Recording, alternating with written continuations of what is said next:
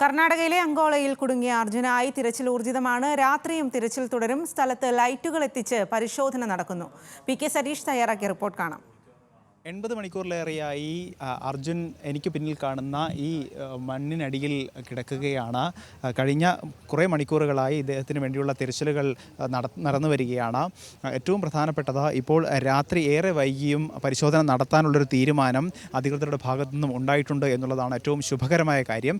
ലൈറ്റുകൾ കൂടുതലായി എത്തിച്ച് ഇവിടെ രണ്ട് ഘട്ടങ്ങളിലായി 2 വശങ്ങളിലായുള്ള മണ്ണ് നീക്കലാണ് ഇപ്പോൾ നടന്നുകൊണ്ടിരിക്കുന്നത്. ഒരു ഭാഗത്ത്, അതായത് 2 ഭാഗത്തു നിന്നും ഒരേ സമയം മണ്ണുകൾ നീക്കം ചെയ്യുക എന്നൊരു പ്രവൃത്തിയാണ് ഇപ്പോൾ നടക്കുന്നത്. അതോടൊപ്പം തന്നെ മെറ്റൽ ഡിറ്റക്ടർ ഉപയോഗിച്ച് മണ്ണിനടിയിൽ എവിടെയാണ് ഈ വാഹനം എന്നുള്ള പരിശോധനയും കൂടി നടക്കുന്നുണ്ട്. കാരണം 2 ഭാഗത്തു നിന്നും ഏതാണ്ട് 4 വരി പാത പൂർണ്ണമായി മൂടിയ അവസ്ഥയിലാണ്. അതുകൊണ്ട് തന്നെ ഏത് ഭാഗത്താണ് ഈ വാഹനം ഉള്ളത് എന്ന് കൃത്യമായി കണ്ടെത്താൻ ഇതുവരെ സാധിച്ചിട്ടില്ല എന്നുള്ളതാണ് ഏറ്റവും നമ്മളെ വിഷമിപ്പിക്കുന്നൊരു കാര്യം. അതുകൊണ്ട് തന്നെ കൃത്യമായി നേരത്തെ GPS ഏറ്റവും അവസാനമായി എവിടെ നിന്നാണോ GPS സംവിധാനത്തിൽ നിന്നും സിഗ്നൽ ലഭിച്ചത് അവിടെ തന്നെയാണ് ഏറ്റവും അവസാനമായി അർജുൻ്റെ റിങ് ചെയ്തതും